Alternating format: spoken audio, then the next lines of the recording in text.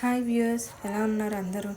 మీకు చెప్పాను కదండి, మేము విజయవాడ వచ్చేసాం. విజయవాడలో చాలా ట్రాఫిక్ అయితే ఉంది. ఇక్కడ మాకు విజయవాడ వచ్చినప్పటికి మేము ఆల్మోస్ట్ 11 అయింది అనుకుంటా. 11కి విజయవాడ వచ్చేసాం. విజయవాడ దాటడానికి మాకు 11:45 అలా అయిందండి.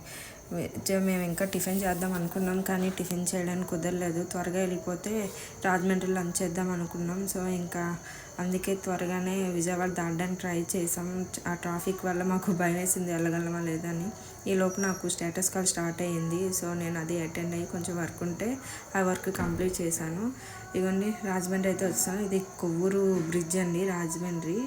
మాకు రాజమండ్రి వరకు, ఇంకా విజయవాడ నుంచి రాజమండ్రి వరకు అయితే అంత ట్రాఫిక్ లేదు. సో స్పీడ్గానే వచ్చేసాం. ఒక 1.5 అవర్లో రాజమండ్రి వచ్చేసాం.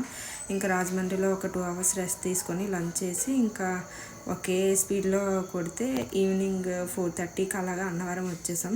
ఈరోజు అసలు వైకుంఠ ఏకాదశి కదండి, అస్సలు ఖాళీ లేదు. అందుకే పైకి వెళ్ళడం కూడా అవ్వలేదు. కింద నుంచే దర్శనం చేసుకొని దండం పెట్టుకొని ఇంకా ప్రసాదాలు తీసుకొని ఇంకా అక్కడి నుంచి స్టార్ట్ అయ్యాం. కింద నుంచే దేవుడికి అయితే మొక్కుకున్నాను.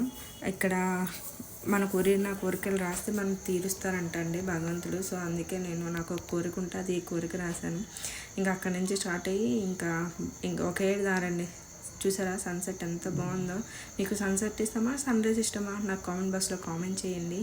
ఇంకా హరీష్ అయితే అక్కడి నుంచి మొదలుపెట్టాక ఇంకెక్కడ ఆగలేదండి. డైరెక్ట్ ఇంకా శ్రీకాకుళం వరకు ఇంకా ఆగేది లేదని స్పీడ్గా కొట్టారు ఆయన అయితే.